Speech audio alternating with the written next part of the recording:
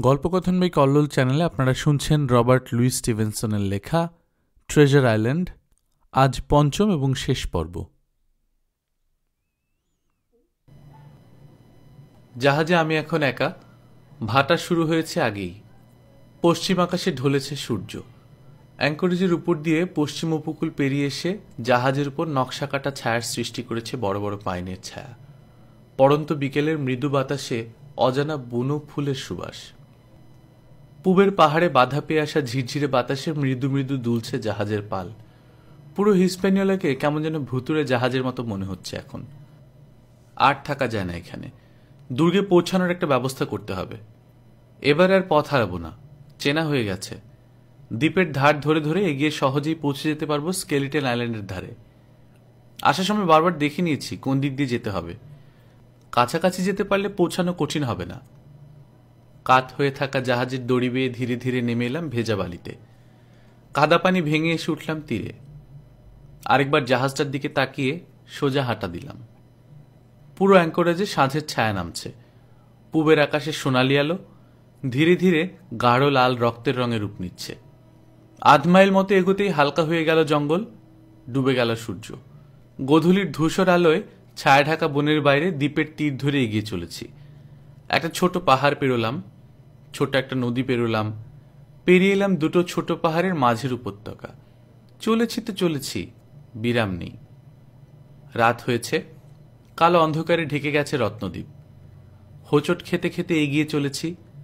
কালো অন্ধকারে সাদাটে বালির সৈকত আবছা ধূসর দেখাচ্ছে। আকাশে রাশি রাশি তারার মেলা। কালো আকাশের চাঁদোয়ায় মণিমুক্তর কাজ করেছে যেন কোন নিপুণ শিল্পী। পথে এক জায়গায় একটা ঝর্ণার ধারে বসে জাহাজ থেকে সঙ্গে নিয়ে আসা বিস্কুট আর কিশমিশ বের করে খেলাম। তারপর আবার শুরু হলো চলা। মাঝরাত পেরোলো, হঠাৎই খেয়াল করলাম কালো অন্ধকার কেটে গেছে। কেমন ধূসর হয়ে উঠেছে প্রকৃতি। পূব আকাশে হলুদ আলোর আভাস। চাঁদ উঠেছে, কৃষ্ণপক্ষের চাঁদ। খুশি হয়ে উঠল মনটা। এবারে পথ চলা অনেকখানি সহজ হবে। ক্রমেই আরো উপর উঠে এলো চাঁদ। গাছপালার মাঝে মাঝে ফাঁকা জায়গায় পড়েছে এসে জ্যোৎস্না। পরিষ্কার সাদা বালির রং হয়ে উঠেছে হলদেটে। স্কেলিটন আইল্যান্ডে পৌঁছতে হলো না, একেবারে দুর্গেই পৌঁছে গেলাম। পাহাড়ের মাথায় কাঠের দুর্গটা চাঁদের আলোয় কেমন ভৌতিক দেখাচ্ছে। থমকে দাঁড়ালাম মুহূর্তের জন্য। বাড়ি ফেরার আনন্দ অনুভব করছি। ছুটলাম। এক ছুটে এসে দাঁড়ালাম বাইরের বেড়ার প্রবেশ পথের কাছে। তারপর ঢুকে পড়লাম। দুর্গের দরজার কাছে এসে দাঁড়াতেই ভেতর থেকে অদ্ভুত একটা আওয়াজ ভেসে এলো। ডানা ঝটপটানি শব্দ। ঢুকে পড়লাম ঘরের ভেতরে। অন্ধকার ঘর, আলো জ্বালেনি কেন? দু এক পা এগিয়েই হোঁচট খেলাম। শুয়ে থাকা কারো গায়ে পা পড়েছে। কে? উত্তেজিত কণ্ঠে ধমকে উঠল লোকটা। আশ্চর্য তো, কে এই লোক? ঠিক এই সময় ধাতব কণ্ঠে ডাক শোনা গেল, pieces of eight, pieces of eight, pieces of eight. চুপ! কর্কশ কণ্ঠে ধমকে উঠে পাখিটাকে থামালো সিলভার। পরক্ষণেই জ্বলে উঠল দিয়াশলাইয়ের কাঠি। মশালের রক্তিম আলোয় আলোকিত হয়ে উঠেছে ভেতরটা। কাঠের দেয়ালে ছায়া কাঁপছে। মোট 6 জন লোক দেখতে পাচ্ছি। সিলভারের কাঁধে চড়ে বসেছে ক্যাপ্টেন ফ্লিন্ট, অর্থাৎ তোতা পাখিটা। ঠোঁট দিয়ে ঠুকরে পালকগুলোকে সাজিয়ে নিচ্ছে। আগের চেয়ে রুগ্ন হয়ে গেছে লং জন সিলভার। চেহারা ফ্যাকাশে। পরনে সেই তামার বোতাম লাগানো নীল কাপড়ের ঝুলকোট। আমাকে দেখে হাসল। আরে, জিম হকিন্স যে, আকাশ থেকে নামলে মনে হয়। কিছু বললাম না। পাইপ বের করে তামাক ভরল সিলভার। তারপর ডাকল, অ্যাডিক, একটু আগুন দাও তো। পাইপটা ধরিয়ে নিয়ে টানতে টানতে বলল, তুমি হুট করে এসে পড়লে যে? জানো না নাকি কিছু? ও, তোমার তো জানার কথা নয়। তাই এসো, তোমাকে বন্ধুভাবেই নেব। একটু থেমে মশালের আলোয় আমার পা থেকে মাথা পর্যন্ত চোখ বুলিয়ে নিল। তারপর বলল, মনে হয় অনেক পথ পেরিয়ে এসেছ, অনেক ধকল গেছে। প্রথমেই বুঝেছিলাম চালাক ছেলে, কিন্তু এতটা চালাক বুঝিনি। তা চালাক হওয়া ভালো। মাথা ঝাঁকালো সিলভার। চুপ করে রইলাম। পাইপে জোরে জোরে কয়েকটা টান দিল সিলভার। দাঁতের ফাঁক থেকে পাইপটা সরিয়ে নিয়ে বলল, হ্যাঁ জিম, চালাক ছেলে আমার পছন্দ। ছোটবেলায় তোমার মতোই চঞ্চল ছিলাম আমি। রোমাঞ্চ ভালো লাগতো। তা এক কাজ করো না, আমার দলে চলে এসো। এখানকার ধনরত্ন আমাদের সঙ্গে ভাগাভাগি করে নাও। কে জানে, হয়তো একদিন আসবে তুমি নিজে একটা জাহাজ কিনে নিয়ে ক্যাপ্টেন হতে পারবে। আসবে? এখনই বলতে হবে? আমাকে এখনো মোটামুটি ভালো চোখেই দেখে সিলভার, জেনে সাহস পেলাম কিছুটা। ভেবেচিন্তেই বলো। তাহলে তার আগে জানতে হবে ডাক্তার লিভজি, স্কোয়ার ট্রেলনি, ক্যাপ্টেন স্মলেট এরা কোথায়। তা তো আমিও জানি না। সিলভার সত্যি কথাই বলছে মনে হলো আমার। ও, কিন্তু তোমার দলে গিয়ে লাভ কি সিলভার? তোমাদের অবস্থা এখন শোচনীয়।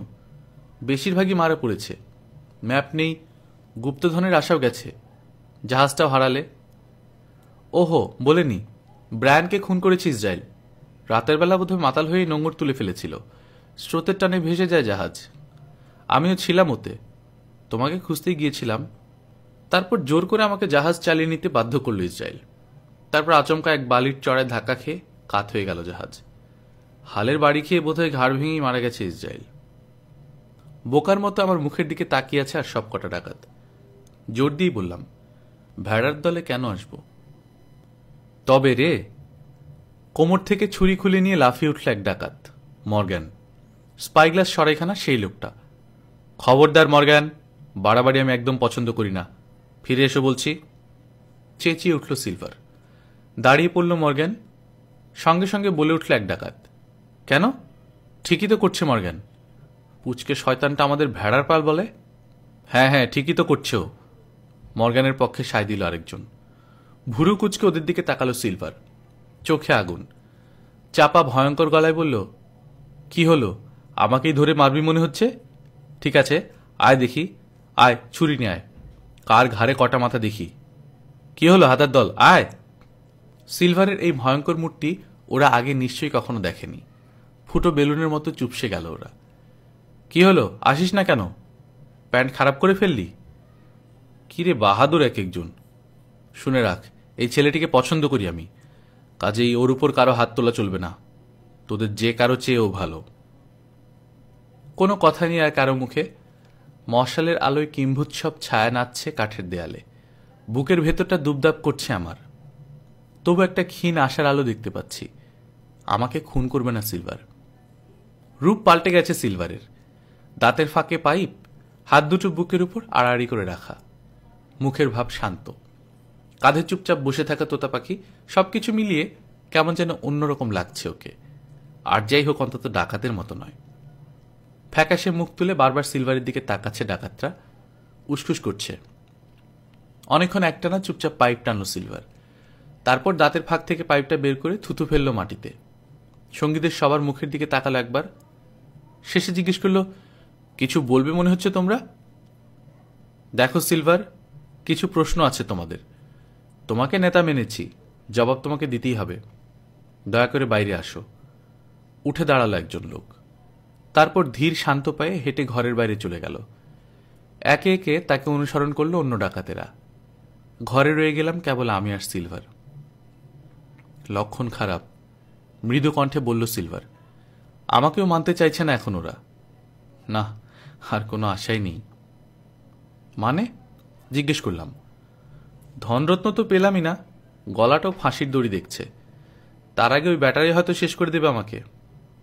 ওদের মতো লোক নিয়ে দল গড়লে পরিণতি এমনই হবে, আগেই বোঝা উচিত ছিল। আমি এমন ভুলটা করলাম। হুট করে বলে বসলাম, এই মুহূর্তে তুমি মরলে আমিও বাঁচতে পারবো না। এসো, আমরা দুজনে মিলে রুখে দাঁড়াই। চমৎকার, এই তো কাজের ছেলের মতো কথা। তোমার কানাকড়ি বুদ্ধি আর সাহসও যদি ওই হারামজাদাদের ঘটে থাকতো, এমনভাবে হেরে যেতাম না। পাইপের পোড়া তামাকটুকু ফেলে নতুন করে তামাক ভরল সিলভার, ধরালো। কয়েকটা টান দিয়ে ধোয়া ছেড়ে বলল, জানি কথাটা শুনলে তুমি হাসবে, কিন্তু বিশ্বাস করো, এই মুহূর্ত থেকে জমিদার ট্রেলনির দলে যোগ দিলাম আমি। তুমি সাক্ষী। কি, আমার হয়ে বলবে তো জমিদারের কাছে? বলবো, নির্দ্বিধায় জবাব দিলাম। বেশ, সত্যি কথাটা বলা যায় এবার তোমাকে। সকালে আমার কাছে এসেছিলেন ডাক্তার লিভজি। ম্যাপটা দিয়ে গেছেন। বুদ্ধ বনে গিয়েছিলাম তখন। ঈশ্বরই জানে ব্যাপারটা কি। কথাটা শুনে স্তব্ধ হয়ে গেলাম আমিও। বোকার মতো চেয়ে রইলাম সিলভারের দিকে। এ সম্পর্কে আমি কিচ্ছু জানি না। বুঝলো সিলভার। শ্রাগ করল। নড়ে চড়ে উঠে আবার জুত করে বসল কাঁধের তোতাটা। বাইরে আমি যাচ্ছি না জিম, বলল সিলভার। আসলে খুন করতে ডাকছে ওরা আমাকে। যুদ্ধের জন্য তৈরি থাকো। দরজার কাছে এসে দাঁড়িয়েছে ডাকাতটা। মর্গ্যানের প্রতিনিধি হয়ে এসেছে। বাইরে থেকেই ভয়ে ভয়ে চাইল সিলভারের দিকে। ডাকাতটার দিকে একবার চোখ তুলে চেয়েই আবার ফোকরে চোখ রাখলাম। বাইরে ডাকাতেরা কি করছে দেখছি। আঙিনার এক জায়গায় আগুন ধরিয়েছে ওরা। গোল হয়ে ঘিরে বসেছে। দরজায় দাঁড়িয়ে থাকা লোকটাকে দুধ পাঠিয়েছে। যে ছুরিটা নিয়ে আমাকে তেড়ে এসেছিল মর্গান, ওটা এখনো হাতে আছে ওর। বারবার বালিতে গাচ্ছে, বের করছে। উত্তেজিত চেহারা। চাঁদের আলোয় বাইরের জঙ্গলকে কেমন যেন ভৌতিক দেখাচ্ছে। এসো, ঢুকে পড়ো। দরজায় দাঁড়ানো ডাকাতটাকে ডাকলো সিলভার। দুধকে খেয়ে ফেলি না আমি। একবার হাস্যকর অঙ্গভঙ্গি করলো লোকটা। দারুণ ভয় পাচ্ছে সিলভারের কথায়। একটু যেন ভরসা পেল। ঢুকেই পড়ল। আস্তে করে ডান হাতটা বাড়ালো। মুঠোয় আছে কিছু। কি ওটা? আমাকে বলল সিলভার। এই জিম, নাও তো দেখি। এগিয়ে গিয়ে নিলাম। একটা কাগজের ছোট টুকরা সিলভারের কাছে নিয়ে এসে দিলাম। মশালের আলোয় জিনিসটা দেখল সিলভার। আমিও দেখলাম। এ কি? ঠিকই অনুমান করেছিলাম, বলল সিলভার। আমাকে ব্ল্যাক স্পট দিয়েছে। আরে, বাইবেলের পাতা ছিঁড়ে লিখেছে দেখছি। হ্যাঁ, সায় দিয়ে বলল দূত। কোন ব্যাটা ডাকাত আবার বাইবেল সঙ্গে রাখে? ডিক। ব্যাটা হাদারাম, বাইবেল পড়তে বলো গে ওকে। মরার আগে প্রার্থনা করে নিক। উল্টো দিকেও লেখা আছে, বলল দূত। কাগজের টুকরোর উল্টো পিঠে হাতে লেখা কথাগুলি পড়ল সিলভার। হাসি ফুটল মুখে। বা বা বা, আমাকে পদচ্যুত করেছে। মাথা মোটা গাধারা এছাড়া আর কী বা করবে। চমৎকার জিনিস নিয়ে এসেছো হে তুমি জর্জ। তোমার দিন ঘনিয়ে এসেছে সিলভার। ব্ল্যাক স্পট তো পেলেই, বলল জর্জ। দেখে নিয়েছে সে, সিলভারের হাতে ছুরি নেই। তোমাদের ব্ল্যাক স্পটের কোনো দামই নেই আমার কাছে। গম্ভীর হয়ে গেছে সিলভার। আছে, এখন আমরাই সংখ্যাগরিষ্ঠ। তোমাকে ব্ল্যাক স্পট দেওয়ার যথেষ্ট কারণ আছে। এই অভিযানটা তুমি ভোড্ডুল করেছ, 1 নাম্বার। শত্রুদেরকে দুর্গ থেকে পালানোর সুযোগ করে দিয়েছ, 2 নাম্বার। ওদের আক্রমণ করতে চাও না কেন কে জানে, এই হলো 3 নাম্বার। আর 4 নাম্বার হলো এই বিচ্ছু ছেলেটাকে বাঁচাতে চাইছো কেন। আর কিছু বলার আছে তোমার? তোমাকে ব্ল্যাক স্পট দিতে এই যথেষ্ট। ঠিক আছে, 4টে কারণেরই উপযুক্ত ব্যাখ্যা দিচ্ছি। অভিযান আমি পণ্ড করিনি, করেছ তোমরা। আমার কথা মতো চলনি। চললে আজ এই অবস্থায় পড়তে হতো না। শত্রুদের কেন ছেড়ে দিয়েছে জিজ্ঞেস করছো? তোমরা তো মারামারি করে কেউ মাথা ফাটিয়েছ, কেউ শরীরের উপর অত্যাচার করে রোগ বাঁধিয়েছ। ওই ডাক্তার লিভজি কি তোমাদের ওষুধ দেননি? সকালে দয়া করে তোমাদের না দেখলে এতক্ষণে দুনিয়ায় থাকতে কিনা সন্দেহ। আর ক্যাপ্টেন স্মলেটকে ছাড়া দেশে ফিরবে কি করে শুনি? এখনই বাচ্চা ছেলেটাকে নিয়ে পড়েছ। একে মেরে ফেললে কি লাভ হবে? বরং এ বেঁচে থাকলে আমাদের লাভ। ও আমাদের পক্ষে 2-4 কথা বললেও বলতে পারে। কে জানে, দয়া করে আমাদের ছেড়েও দিতে পারেন স্কোয়ার ট্রেলনি। কাঠের দুর্গে গমগম করছে সিলভারের ভরাট কণ্ঠস্বর। একটানা কথা বলে থেমে দম নিল খোড়াদস্যু। তারপর কোমরের বেল্টের খোপ থেকে অয়েল ক্লথে মোড়ানো একটা ছোট প্যাকেট বের করল। এই প্যাকেট আমার অতি পরিচিত। নাও দেখো, বলে প্যাকেট খুলে হলদেটে ম্যাপটা বের করল সে। এগিয়ে এসে ওটার উপর হুমড়ি খেয়ে পড়ল জর্জ। একবার দেখেই চেঁচিয়ে ডাকল সঙ্গীদের। কে কার আগে ঢুকবে? ধাক্কাধাক্কি করে ভেতর এসে ঢুকলো ডাকাতগুলো। বেড়াল যেমন ইঁদুরের উপর হুমড়ি খেয়ে পড়ে, তেমনি ওরাও ম্যাপটার উপর ঝুঁকে পড়ল।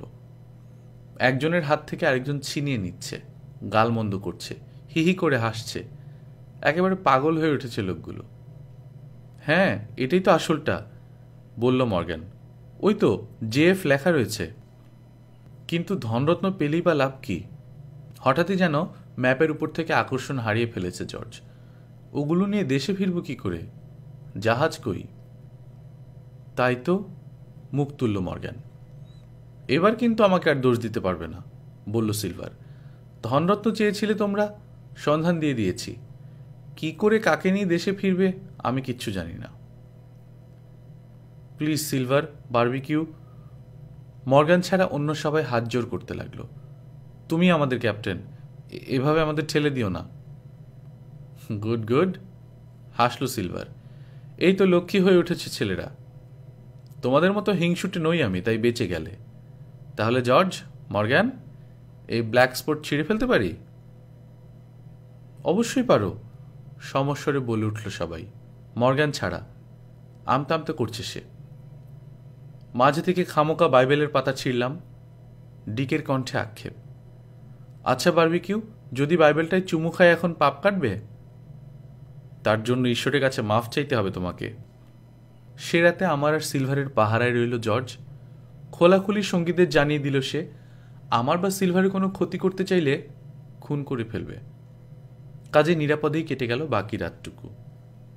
সকালে আমার ঘুম ভাঙল ডাক্তার চাচার ডাকাডাকিতে। আমি ডাক্তার এসেছি দুর্গবাসীরা, ওঠো ওঠো, উঠে পড়ো। আন্তরিকতায় ভরা তার কণ্ঠস্বর। উঠে গিয়ে ডাক্তার চাচাকে অভ্যর্থনা করে নিয়ে আসছে সিলভার। এক ছুটে বেরিয়ে গেলাম। বাইরে কুয়াশা কাটেনি তখনও। ঘোলাটে আলো পুবে, কুয়াশার ভেতর দিয়ে আকাশ দেখা যাচ্ছে না। জঙ্গলের মাথায় কুয়াশা জট পাকিয়ে আছে যেন, তারই ভেতর থেকে ভেসে আসছে ভোরের পাখিদের কলরব। আরে জিম যে! উৎফুল্ল হয়ে উঠলেন ডাক্তার চাচা আমাকে দেখে। দাঁড়িয়ে দাঁড়িয়ে হাত কচলাতে লাগলাম। তাদেরকে না জানিয়ে বেরিয়ে গিয়ে নিশ্চয়ই খুব দুশ্চিন্তার মাঝে রেখেছিলাম, সেজন্য লজ্জা লাগছে এখন। ঠিক আছে, পরে কথা বলবো তোমার সঙ্গে, বললেন ডাক্তার চাচা। আগে রোগীদের সঙ্গে কথা বলিনি। দুর্গের ভেতর ঢুকলেন তিনি।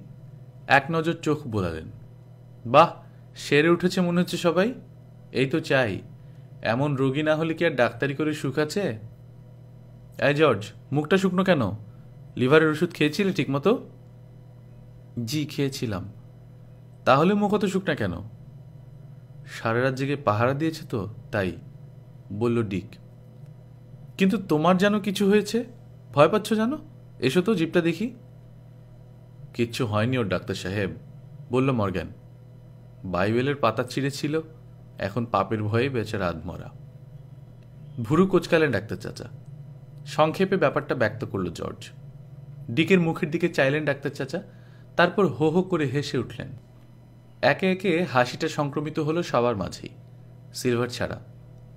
চিন্তিত ভাবটা কাটছে না ওর চেহারা থেকে। আমাকে একান্তে ডেকে নিয়ে গেল সিলভার। ফিসফিস করে বলল, ওদের বিশ্বাস করতে মানা করো ডাক্তারকে। ব্যাটাদের এক বিন্দু বিশ্বাস করি না আমি। সবার সঙ্গে কথা শেষ হলে আমার দিকে ফিরলেন ডাক্তার চাচা। আমাকে কিছু জিজ্ঞেস করতে যেতেই চোখের ইশারায় চুপ থাকতে বললাম। দুর্গ থেকে বেরিয়ে পাশাপাশি হাঁটতে লাগলাম আমরা, ডাকাতেরা যাতে কিছু সন্দেহ না করতে পারে এমন ভঙ্গিতে। আমি দুর্গ থেকে বেরিয়ে গিয়ে গত রাতে ফিরে আসা পর্যন্ত সব কথাই বললাম তাকে। সবশেষে একটু আগে সিলভারের হুঁশিয়ারির কথাও জানালাম। চিন্তিত চোখে দুর্গের দিকে ফিরে চাইলেন ডাক্তার চাচা। আমিও চাইলাম। বাইরে বেরিয়ে এসেছে সিলভার, কাঁধের তোতাটাকে দানা খাওয়াচ্ছে। ঘুরে দ্রুত বনের ভিতর অদৃশ্য হয়ে গেলেন ডাক্তার চাচা। আমি চললাম দুর্গের দিকে। গুপ্তধনের সন্ধানে যাব এবার আমরা জিম। আমি কাছে যেতেই বলল সিলভার। কিন্তু মোটেও ভালো লাগছে না আমার কাছে ব্যাপারটা। মোহর দেখা মাত্রই পাগল হয়ে উঠবে জানোয়ারগুলো। এদিকে যদি না যেতে চাই তাহলেও খেপে যাবে। আমাদের সারাক্ষণই হুঁশিয়ার থাকতে হবে, বুঝেছ? ঘাড় নাড়লাম। এই সময় আগুনের কাছ থেকে ডাকলো একজন, নাস্তা তৈরি। এগিয়ে গিয়ে আর সবার পাশে বসে পড়লাম। বিস্কুট আর কিছু শুকনা ফল দিয়ে নাস্তা সারা হলো। ডাক্তার চাচা চলে যাবার পর থেকেই একটা কথা সারাক্ষণ খোঁচাচ্ছে আমাকে। তখনই জিজ্ঞেস করা উচিত ছিল, ডাকাতদের হাতে দুর্গের ভার দিয়ে কোথায় চলে গেছেন ওরা? কেনই বা গেলেন? থাকছেন কোথায়? আবার যে ম্যাপ সম্বল করে এত দূর আসা, সেটাই বা হুট করে ডাকাতদের হাতে তুলে দিলেন কেন? এসব ব্যাপার একেবারেই দুর্বোধ্য ঠেকছে আমার কাছে। রওনা হলাম সবাই। আমাদের দলটা অদ্ভুত। আমি ছাড়া সবার পরনেই নাবিকের ময়লা পোশাক, অস্ত্রশস্ত্রে সজ্জিত। সিলভারের সঙ্গে দুটো বন্দুক, পকেটে দুটো পিস্তল, কোমরে ঝুলানো ছুরি, আর কাঁধে ক্যাপ্টেন ফ্লিন্ট। সারাক্ষণই বকর বকর করছে তোতাটা, দুর্বুদ্ধ বুলি ওড়াচ্ছে। বড় এক বান্ডেল দড়ি বইবার ভার পড়েছে আমার উপর। দড়ির এক প্রান্ত ধরে আমার পেছন পেছনে কিছুক্ষণ হাঁটল সিলভার, যেন আমি সার্কাসের এক নাচিয়ে ভালুক। এই রসিকতায় হো হো করে হাসল ডাকাতেরা। অস্ত্রশস্ত্র ছাড়াও সকলেই কিছু না কিছু জিনিস বয়ে নিচ্ছে। কারো হাতে মাটি খোঁড়ার জন্য শাবল, কারো হাতে দুপুরের খাবার জন্য রুটি মাংসের ঝোলা, কারো হাতে মদের বোতল, কারো হাতে গোলা বারুদ, অন্যান্য প্রয়োজনীয় কিছু জিনিসও আছে কারো কারো হাতে। সার বেঁধে গাছের ছায়ায় ছায় এগিয়ে বনের বাইরে সাগর তীরে এসে দাঁড়ালাম আমরা। নৌকা দুটো খুঁটিতে বাঁধা আছে। বনের ভেতর থেকে বেরোতেই প্রচণ্ড রোদ ঝাপটা মারল চোখে মুখে। নৌকার কাছে এগিয়ে গেলাম। দুটোকেই নড়বড়ে করে ফেলেছে ডাকাতেরা। একটা নৌকার হালের কাছটায় ভাঙা, মাঝির বসার জায়গা নেই, একটু নড়লেই পানি উঠে। এই নৌকায় করে একটানা বেশিক্ষণ চলা অসম্ভব, কিন্তু ওগুলোতে চড়েই অ্যাঙ্করেজ পর্যন্ত যাওয়া স্থির হলো। নৌকায় বসেই ম্যাপের সাংকেতিক নিশানা নিয়ে আলোচনা করল সিলভার।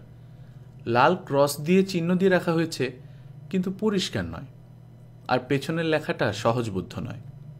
গুপ্তধনের সংকেত, সহজেই বোঝা যাবে, এটা আশা করাও যায় না অবশ্য। টল ট্রি বা লম্বা গাছ, স্পাইগ্লাস শোল্ডার মানে স্পাইগ্লাসের কাঁধ, ইত্যাদির মানে তেমন বোঝা না গেলেও একটা ব্যাপার পরিষ্কার, স্পাইগ্লাসের কোথাও একটা লম্বা গাছ আছে, সেটাই প্রধান নিশানা। আমাদের সামনেই ক্যাপ্টেন কিডের অ্যাঙ্করেজ। একে ঘিরে আছে 100-3 ফুট উঁচু এক মালভূমি। উত্তরে ঢালু হয়ে নেমে এসেছে স্পাইগ্লাসের দক্ষিণ কাঁধ। তীরে নৌকা ভিড়িয়ে নামলাম সবাই। মালভূমির চূড়ায় ঘন হয়ে জন্মেছে পাইন। বড় গাছগুলোর উচ্চতা 40 থেকে 50 ফুটের মধ্যে। চারাও আছে প্রচুর। এগুলোর ভেতর থেকেই বের করে নিতে হবে সবচেয়ে লম্বা গাছটা। ব্যাপারটা সহজ নয়। নেতৃত্ব দিচ্ছে সিলভার। স্বভাবতই সংকেত পড়ে নিশানা ঠিক করার ভারও তার উপর। হাঁটতে শুরু করলাম আমরা। একটা, তারপর আরেকটা নদী পেরিয়ে দ্বিতীয় নদীটার মোহনায় এসে দাঁড়ালাম। স্পাইগ্লাস পাহাড়ের উপর থেকে নেমে আসা নদীটার দুই তীরে ঘন জঙ্গল। বাঁয়ে মোড় নিয়ে খাড়া মালভূমির দিকে উঠতে লাগলাম। নদীর তীরের মাটি ভেজা, আঠালো। শক্ত মাটিতে শেকড় গেড়ে লতিয়ে লতিয়ে এই মাটির উপর নেমে এসেছে নানা ধরনের লতাগুল্ম। কোনোটার কাঁটা আছে, কোনোটার নেই। এগুলোর মধ্যে দিয়ে পথ চলতে ভারী অসুবিধে হচ্ছে, তবু একটু একটু করে এগিয়ে চললাম আমরা।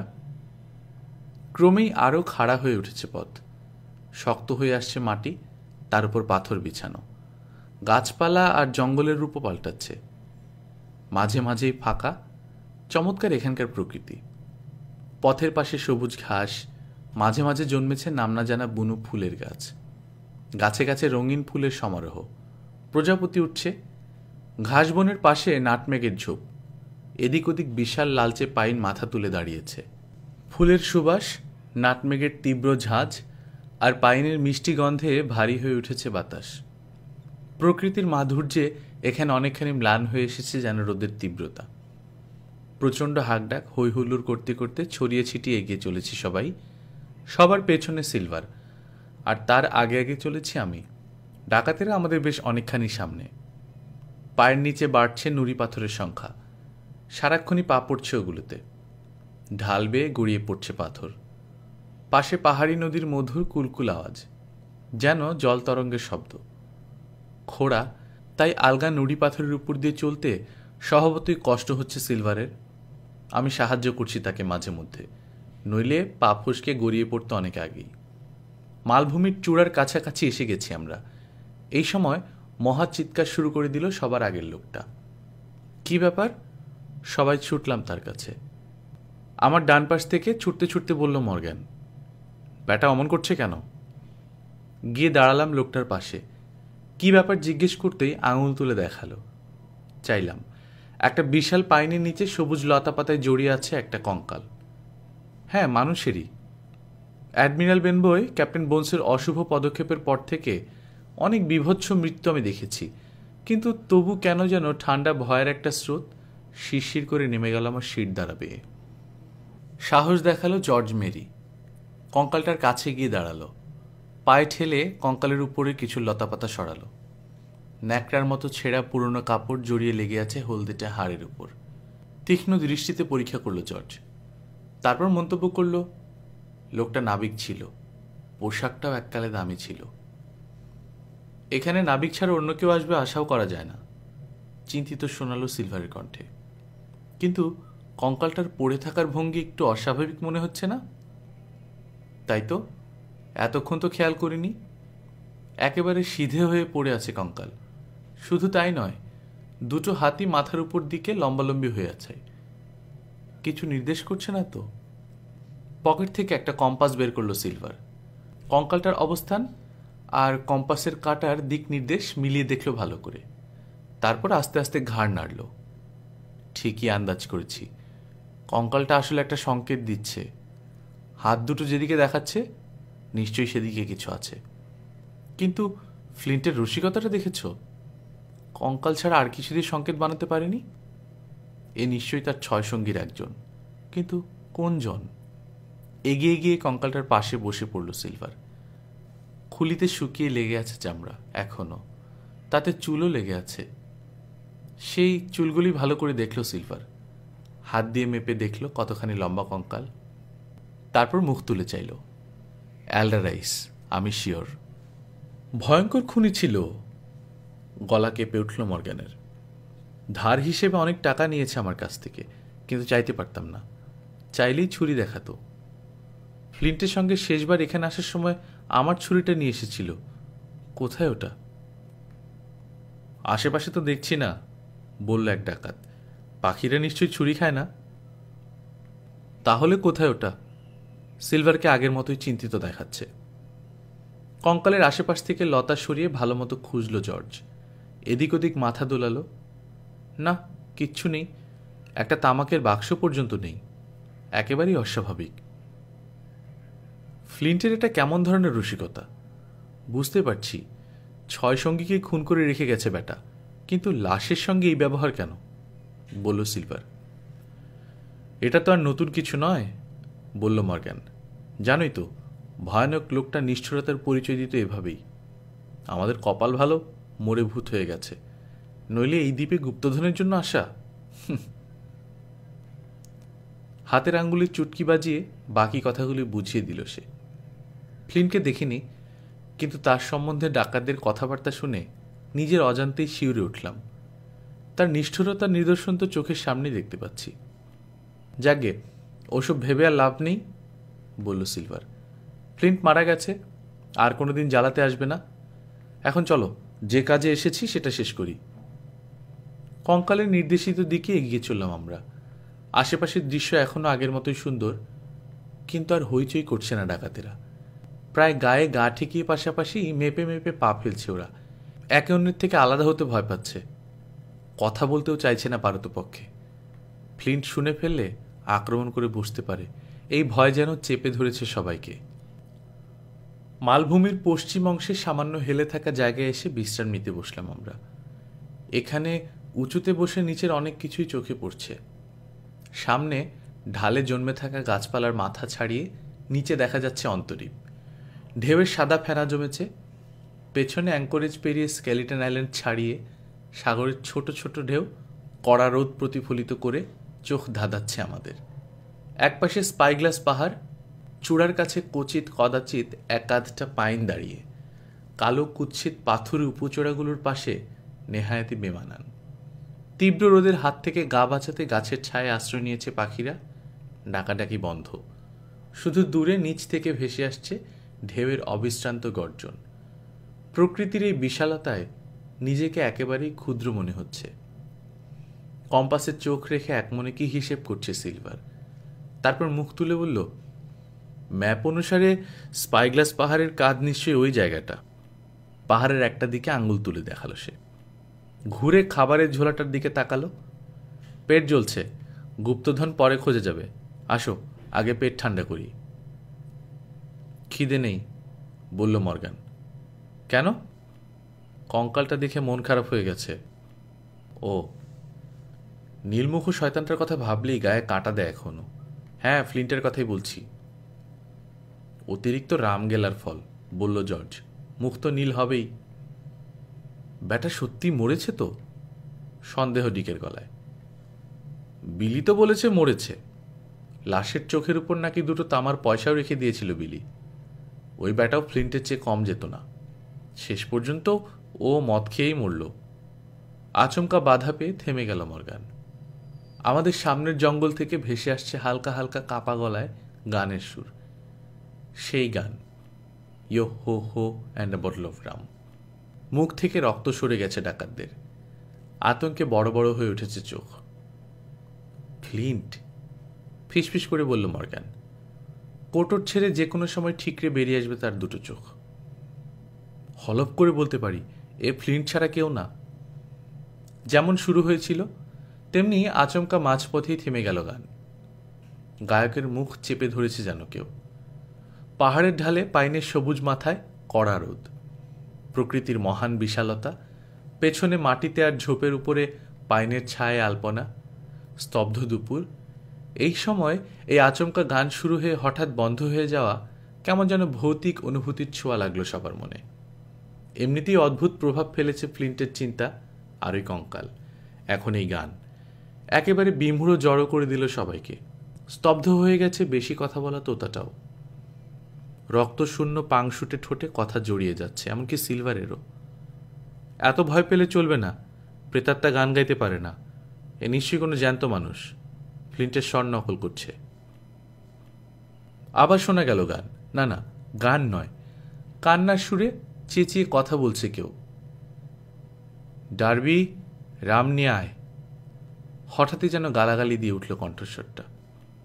এর বেশি আর সইতে পারল না একজন ডাকাতের স্নায়ু। কেঁদে ফেলল সে। আর না বারবিকিউ, আর এগোবো না, চলো ফিরে যাই। ঠিক এভাবেই এইসব কথাই বলতো ফ্লিন্ট, ফিসফিস করে বলল মর্গান। বাইবেল বের করে মন দিয়ে পড়তে শুরু করেছে ডিক, কাঁপছে থরথর করে। পাহাড়ের কন্দরে কন্দরে প্রতিধ্বনিত হতে থাকা আজব কণ্ঠস্বর গভীর মনোযোগে শুনছে সিলভার। তারপর হঠাৎ হেসে উঠল হো হো করে। ব্যাটা জমিয়েছে ভালো। এই মর্গান, ও ফ্লিন্ট নয়, কিন্তু অনেকটা ফ্লিন্টের মতোই বলছে। বলতো, মানুষের গলা আর বলার ভঙ্গি নকলে উস্তাদ কে ছিল আমাদের মাঝে? একটুখানি ভাবল মর্গান, মুখ তুলে সিলভারের দিকে চাইল। বেনগান নয় তো? হ্যাঁ, বেনগানই। মাথা ঝাঁকে সায় দিল সিলভার। ওই হারামজাদাই আমাদের ভয় দেখাচ্ছে সুরটা। চলো। কর্কশ চাপা কণ্ঠে খেকে উঠল জজমেরি। চলো যাই, ব্যাটাকে প্যাদানি দেয়া দরকার আচ্ছা করে। সবারই মুখে রক্ত ফিরে এসেছে আবার, ডিক ছাড়া। এখনো বাইবেলের দিকে তাকিয়ে বিড়বিড় করছে ও। মাঝে মধ্যে মুখ তুলে তাকাচ্ছে নিচে, পাহাড়ের পাদদেশের দিকে। কপাল ভালো তোমার, ও বেনগান, টিটকিরি মারল সিলভার। নইলে ফ্লিন্টের ভূত হলে তোমার ঘাড়ি আগে ভাঙত। শুনেছি পাতা ছেঁড়া বাইবেলকে ভয় পায় না ভূতেরা। হাসল আবার সে, কিন্তু তবু হাসতে পারছে না ডিক। ক্রাচটা নিয়ে উঠে দাঁড়ালো সিলভার। আমাদের নিয়ে রওনা দিল আবার। খাড়াই বেয়ে ওঠার চেয়ে নামা সহজ, কাজেই চলার গতি দ্রুত হয়েছে আমাদের। ছোট বড় পাইনের জঙ্গলের ভেতর দিয়ে এগিয়ে চলেছি আমরা। ম্যাপ দেখে দেখে একটা জায়গায় এসে দাঁড়ালো সিলভার। আকাঙ্ক্ষিত লম্বা পাইন গাছ খুঁজছে। বেশি খুঁজতে হলো না, ঝোপের মাথা ছাড়িয়ে আকাশ ফুঁড়ে উঠে গেছে যেন দানবীয় পাইন। 200 ফুটের কম হবে না লম্বায়। ক্রাচে ভর দিয়ে লাফিয়ে লাফিয়ে গিয়ে গাছটার কাছে এসে দাঁড়ালো। নিচের দিকে তাকিয়ে বড় বড় চোখ করে যেন কি দেখছে। গুপ্তধন পেয়ে গেল নাকি? ছুটে গেলাম। ডাকাতেরাও ছুটে এসে দাঁড়ালো গাছের গোড়ায়। কিন্তু এ কি? পাগলের মতো মাটিতে ক্রাচ ঠুকছে সিলভার, জোরে জোরে মাথা নাড়ছে এদিক ওদিক। গাছের গোড়ায় মাটিতে বিশাল এক গর্ত। গর্তের ভেতর পড়ে আছে মরচে পড়া একটা কোদাল। প্যাকিং বাক্সের ভাঙা কাঠ ইতস্তত ছড়ানো। একটা কাঠের টুকরোর গায়ে লোহা পুড়িয়ে ছ্যাঁকা দিয়ে নাম লেখা, ওয়ালরাস। ফ্লিন্টের জাহাজের নাম। চাপা ক্রুদ্ধ গলা মর্গানের। কিন্তু গুপ্তধন কোথায়? নিয়ে গেছে কেউ। টপাটপ গর্তের ভেতর লাফিয়ে নামতে শুরু করলো ডাকাতেরা। বিপদটা পুরোপুরি উপলব্ধি করতে পারল সিলভার। আস্তে করে সরে এলো কয়েক পা। পকেট থেকে পিস্তল বের করে আমার দিকে বাড়িয়ে ধরল। নাও, রাখো এটা, ব্যবহারের সময় এসেছে। পাগলের মতো গর্তের তলায় ধনরত্নের সন্ধানে ব্যস্ত ডাকাতেরা। কিন্তু কিচ্ছু নেই। সোজা হয়ে দাঁড়ালো মর্গ্যান। তীব্র দৃষ্টিতে চাইল সিলভারের দিকে। দু চোখে আগুন। ভয়ঙ্কর গলায় চিবিয়ে চিবিয়ে বলল, এই তোমার মোহর? বারবিকিউ? আর না, এইবার তোমাকে শেষ করব আমি। তাই না? হাসছে সিলভার। কিন্তু খোঁজা তো এখনো শেষ হয়নি। আরও ভালো করে দেখো, আলু টালু কিছু পেয়েও যেতে পারো। আর কিছু না হোক পুড়িয়ে তো খেতে পারবে। লাফ দিয়ে পিস্তল বেরিয়ে এলো মর্গ্যানের হাতে। খবরদার শুয়োরের বাচ্চা, তোর জন্যে আজ আমাদের এই অবস্থা। মোহর খোঁজা রেখে সোজা হয়ে দাঁড়িয়েছে ডাকাতেরা। জর্জের হাতেও পিস্তল বেরিয়ে এসেছে। আমি বা সিলভার কেউই পিস্তল বের করতে পারিনি, পকেটেই রয়ে গেছে। ক্রাচে ভর দিয়ে চুপচাপ দাঁড়িয়ে আছে সিলভার। চোখের পাপড়ি পর্যন্ত কাঁপছে না তার। স্থির চেয়ে আছে মর্গ্যানের পিস্তলের দিকে। ধীরে ধীরে বলল, হুম, আমার নয়, তোমাদের ভুলেই আজ এই অবস্থায় পড়েছ। মোহর তো পেলেই না, প্রাণ নিয়ে দেশে ফিরতে পারো কিনা দেখো। সঙ্গীদের উদ্দেশ্যে বলল জর্জ, বন্ধুরা, এই ল্যাংড়া হারামজাদা ঠকিয়েছে আমাদের। ওকে শেষ করে দেওয়া উচিত। আর ওই বিচ্ছুটার চোখ উপরে না নিলে শান্তি পাবো না। ওটাই আসলে যত নষ্টের মূল। ঠিক এই সময় গর্জে উঠল বন্দুক। আমাদের একপাশে ঝোপের ভেতর থেকে গুলি করছে কারা যেন। উল্টে গর্তের ভেতর পড়ে গেল জর্জ। তার পাশে দাঁড়ানো ডাকাতটাও দুই হাত শূন্যে তুলে চিত হয়ে পড়ল কাটা কলা গাছের মতো। কর্কশ কণ্ঠে চেঁচিয়ে উঠল সিলভারের কাঁধের তোতাটা। চকিতে যা বোঝার বুঝে নিল মর্গ্যান। পাক খেয়ে ঘুরেই ছুটে অদৃশ্য হয়ে গেল পাশের ঝোপটার ভেতর। তার সঙ্গে সঙ্গেই ঝোপে ঢুকে গেল অন্য দুই ডাকাত। ঝোপঝাড় ভেঙে তাদের দ্রুত ছুটন্ত পায়ের আওয়াজ শোনা যাচ্ছে। পালাচ্ছে। গর্তের ভেতর নিথর পড়ে আছে একটা ডাকাত। আহত জর্জ মেরি হাত পা ছুটছে। পিস্তলের একটা গুলিতে তাকেও সঙ্গীর মতোই নিথর করে দিল সিলভার। ওদিকে নাটমেগ ঝোপের ভেতর থেকে ছুটে বেরিয়ে এসেছেন ডাক্তার চাচা। হাতের বন্দুকের নল থেকে ধোঁয়া বেরোচ্ছে এখনো। তার পেছন পেছনই বেরিয়ে এলো বেনগান আর গ্রে। পালিয়ে যাওয়া তিন ডাকাতের গমন পথের দিকে নির্দেশ করে বললেন ডাক্তার চাচা, ওদের পালাতে দেয়া যাবে না। নৌকা দুটো দখল করে নিলে সর্বনাশ হবে। নৌকা ছাড়া আমরা অচল। বলেই ছুটলেন। গ্রে আর বেনগান ছুটছে ডাক্তার চাচা পিছু পিছু। আমিও ছুটলাম। ক্রাচে ভর দিয়ে লাফিয়ে লাফিয়ে আমাদের সঙ্গে থাকার প্রাণপণ চেষ্টা করছে সিলভার। তার কাঁধের তোতাটা সমানে চেঁচাচ্ছে। ছুটতে ছুটতে নৌকা দুটোর কাছে এসে দাঁড়ালাম আমরা। কিন্তু তিন ডাকাতের দেখা নেই। অন্য কোনো দিকে পালিয়েছে ওরা, কিংবা গা ঢাকা দিয়েছে আশেপাশেই। অনেক খোঁজাখুঁজি করে ওদের পাওয়া গেল না। বোঝা গেল অন্যদিকে সরে পড়েছে। বন্দুকের কুদো দিয়ে পিটিয়ে আধভাঙা নৌকার তলাটা একেবারেই খসিয়ে দিলেন ডাক্তার চাচা। আমাদের 5 জনের জন্য মোটামুটি অক্ষত বাকি একটা নৌকাই যথেষ্ট। নৌকায় চেপে বসলাম আমরা। চলতে চলতে ডাক্তার চাচা জানালেন, এখন আমরা বেনগানের গুহায় চলেছি। ওখানেই মাটির তলায় ফ্লিন্টের সমস্ত রত্ন লুকিয়ে রেখেছে বেনগান। পাইনের গোড়া থেকে ওগুলো ওই তুলে নিয়ে গেছে। আমরা ট্রেজার আইল্যান্ডে আসার অনেক আগেই।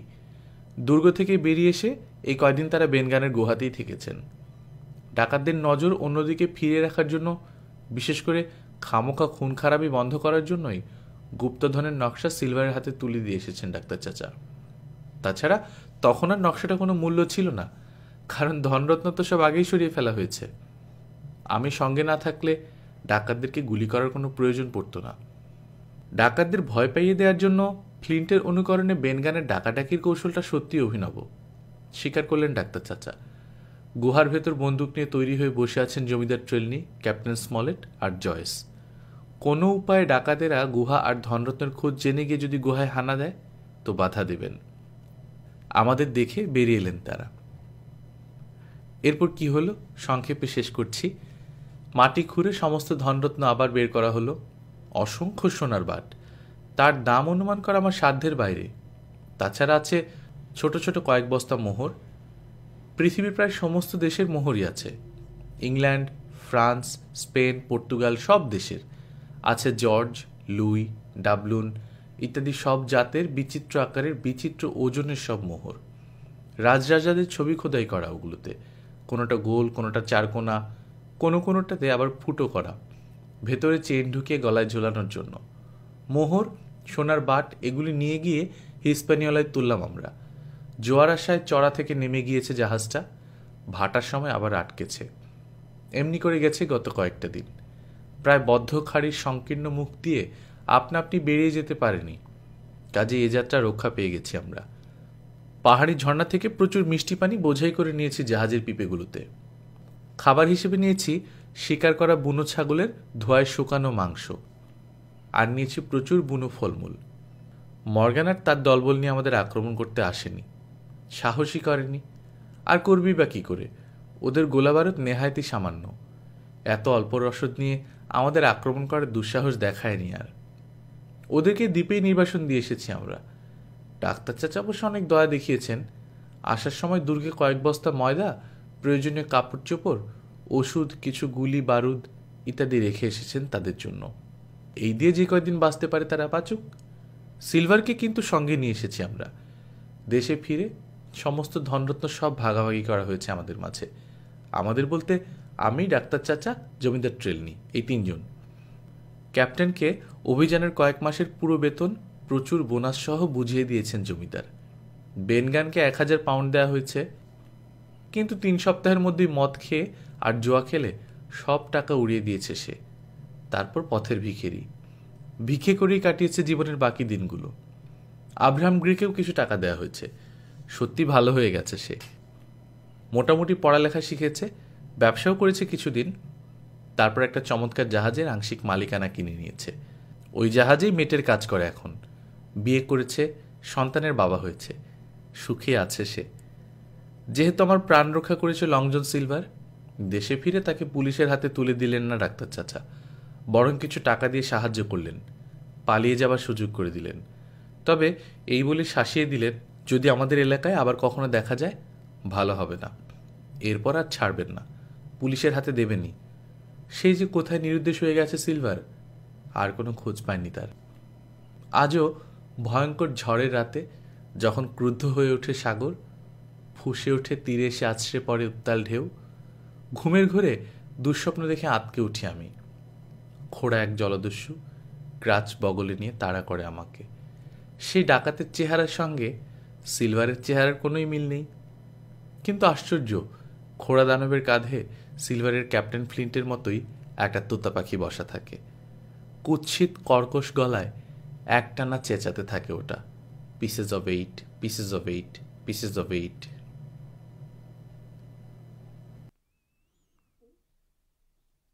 গল্পকথন বাই কল্লোল চ্যানেলে আপনারা শুনছিলেন রবার্ট লুই স্টিভেনসনের লেখা ট্রেজার আইল্যান্ড, আজ 5ম ও শেষ পর্ব।